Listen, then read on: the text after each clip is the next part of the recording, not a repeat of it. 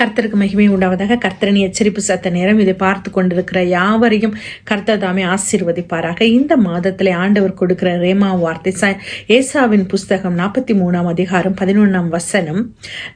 நானே கர்த்தர், என்னை அல்லாம இரட்சகர் இல்லை. ஆமென்.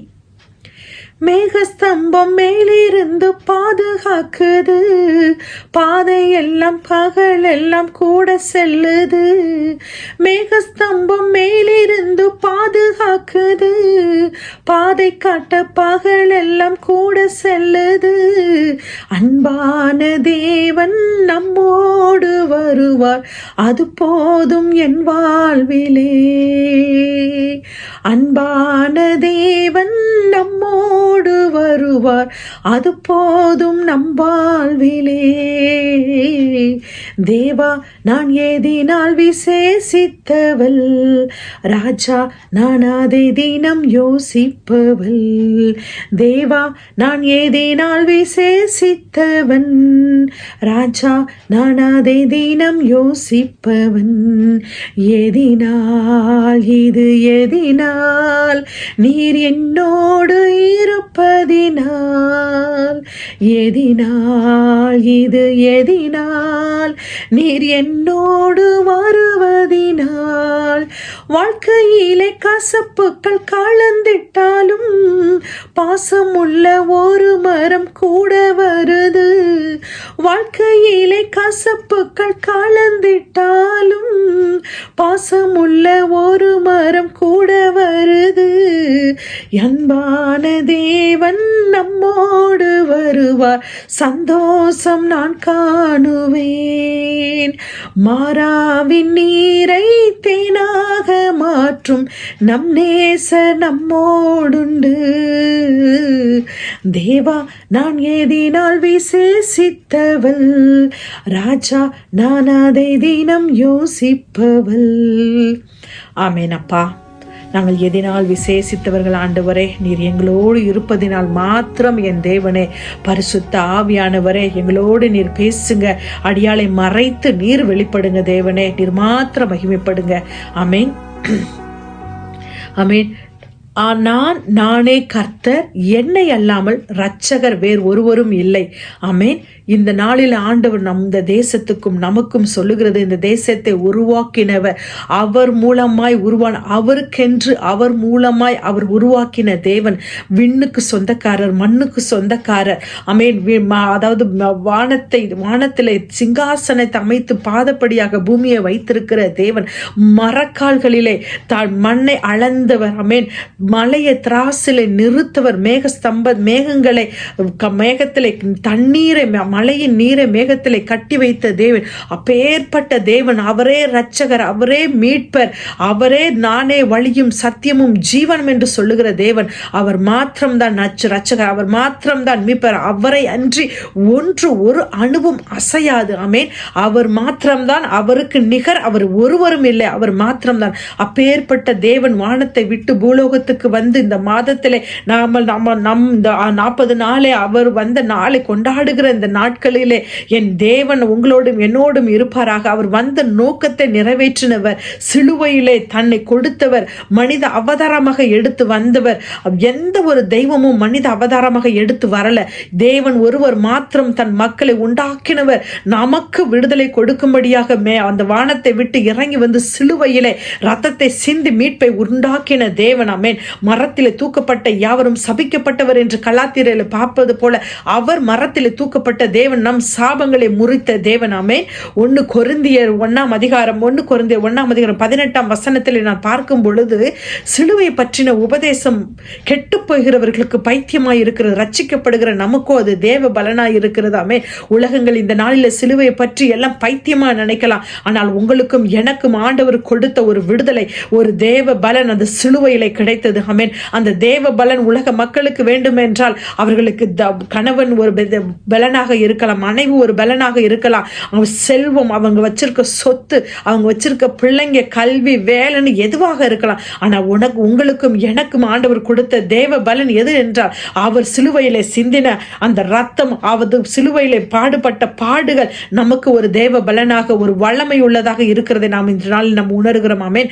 அவர் ரத்தத்தை சிந்தி மீட்டெடுத்தவர். ரத்தம் சிந்துதல் இல்லாமல் பாவ மன்னிப்பு இல்லையே இல்லை.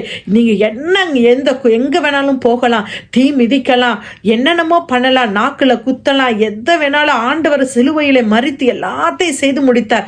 அப்பேற்பட்ட ரத்தம் இந்த நாளில் நமக்காக பேசிக் கொண்டிருக்கிறது. அவர் ஒப்புரவாக்குகிற தேவன், நமக்காக பரிந்து பேசுகிற ரத்தம் பிதாவின் இடத்துல.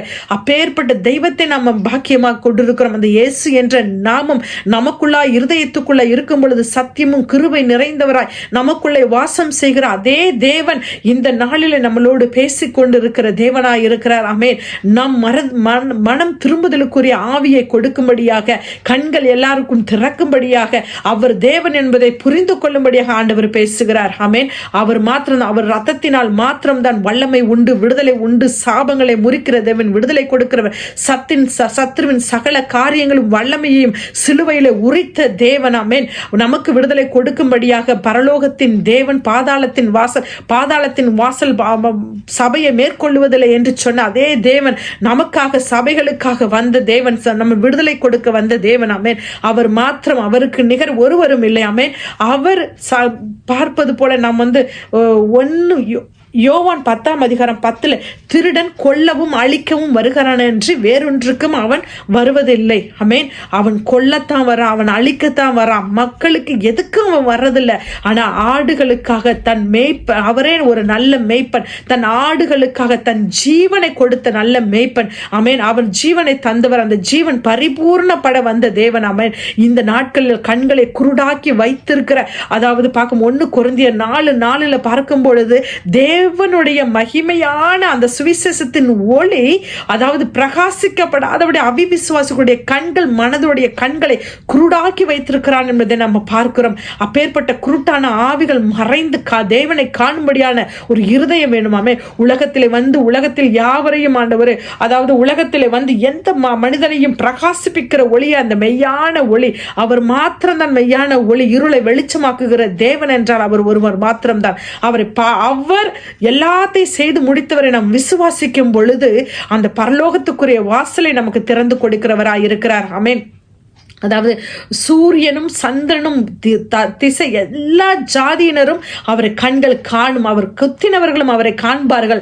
அதாவது பூமி, அதாவது சூரியன் திசை தொடக்க முதல் அஸ்தமிக்கும் வரையிலும் அவருடைய நாமத்தை ஆண்டவர் எல்லா பிள்ளைகளும் காண்பார்கள் என்று ஆண்டவர் சொல்லுகிறார். ஆமென்.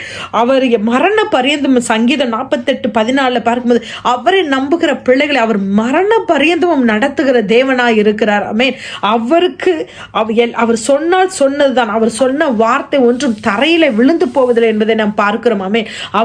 அவரை நாம் விசுவாசிக்கிற நமக்கு ஆண்டவர் வைத்திருக்கிற நல்ல வார்த்தைகள் என்றால், நமக்கு இந்த மாதத்திலே பார்க்கும் பொழுது ஏசாயா 60:15 பார்க்கும் பொழுது, நீ நெகிழப்பட்டதும் கைவிடப்பட்டதும் ஒருவரும் கடந்து போகாதபடி இருந்த உன்னை அதாவது நித்திய மாட்சிமையாகவும் தலைமுறை மகிழ்ச்சியாகவும் வைப்பேன் என்று ஆண்டவர் சொல்லுகிறார். ஆமென். அவர் தலைமுறைக்கும் நமக்கு நித்திய மாட்சிமையும் மகிழ்ச்சியும் கொடுக்கிற தேவன். ஆமென்.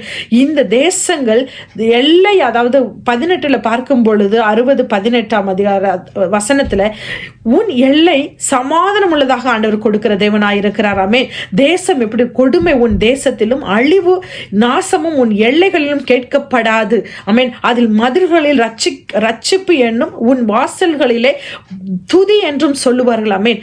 மதில்களில் ரட்சிப்பும் வாசல்களிலே துதியும் இருக்கும். எங்கன்னா கொடுமையும் அழிவும் தேசத்தில் கேட்கப்படாது. எப்பொழுது என்றால் அவரை சேவிக்கிற ஜனங்களாக, அவரை சேவிக்காத ஜனங்கள் அழிந்து போகும் என்று நாம் பார்க்கிறோம். ஆனால் இந்த நாட்களை பார்க்கும்போது எத்தனை போகும், எந்த இடத்துலையும் பார்க்கும் பொழுது பாருங்க, தேசத்துக்கு தேசம் அழிந்து கொண்டிருக்கிறத பார்க்கிறோம். இந்த கிருபையுள்ள காலத்துக்குள்ள மனம் திரும்புதல் ஒரு ஆவி வேணும். அவர் தான் ரட்சகர் என்பதை புரிந்து கொள்ளக்கூடிய கண்கள் திறக்கப்பட வேண்டும். ஆமென். அவர் பார்க்கும் பொழுது அதாவது அது இனி சூரியன் அஸ்தமி அஸ்தமிப்பதும் இல்லை, சந்திரன் மறைவதும் இல்லை. உன் துக்க நாட்கள், அவரே நித்திய வெளிச்சமாக இருந்து உன் துக்க நாட்கள் முடிந்து போகும். ஆமென். இந்த பூமியாக இருக்கட்டும், ஆமென், இந்த பூமியில துக்க நாட்கள் வந்து கொண்டே இருக்குமா, ஆனால் அது சமாதானத்தை தருகிற தேவன் நம்மளோட இருக்கிறார். ஆமென். சமாதானக்காரருக்கு சொந்தமானவர் அவர் ஒருவர் மாத்திரம்தான். அந்த பூலோகத்துக்குரியவர், பரலோகத்திலேயும் ஆமென் துக்க நாட்கள் முடிந்து போகக்கூடிய நித்திய ஜீவனை கொடுக்கிற தேவன் அவராய் இருக்கிறார். ஆமென். இந்த உலகத்திலே உபத்திரம் உண்டு, ஆனாலும் திடன் கொள்ளுங்கள், நான் உலகத்தை ஜெயித்தேன் என்று உங்களுக்கும் எனக்கும் சமாதானத்தை தருகிற தேவன் அவராய் இருக்கிறார். ஆமென். அவரை விசுவாசிக்கும் பொழுது நமக்கு எல்லாம் கூடும். ஆமென். விசுவாசிக்கிறவனுக்கு எல்லாம் தேவனால் கூடும் என்று சொன்னது. உங்களுடைய வாசல்களின் தாப்பாடுகளை பலப்படுத்தி பிள்ளைகளை சமாதானத்தோடு இருக்க காண்பீர்கள். ஆமென். இந்த மாதம் முழுவதும் அவரை தியானிக்கும் பொழுது, அவர் வந்த நோக்கத்தை நாம் புரிந்து கொள்ளும் பொழுது, ஆண்டவர் அவருக்காக நாம் திறப்பிலே நிற்கும் பொழுது பெரிய காரியங்களை உங்களுடைய வாழ்க்கை, என்னுடைய வாழ்க்கையிலே ஆண்டவர் செய்வார். ஆமென். கர்த்தர் தாமே இந்த வார்த்தையை ஆசீர்வதிப்பாராக. God bless you.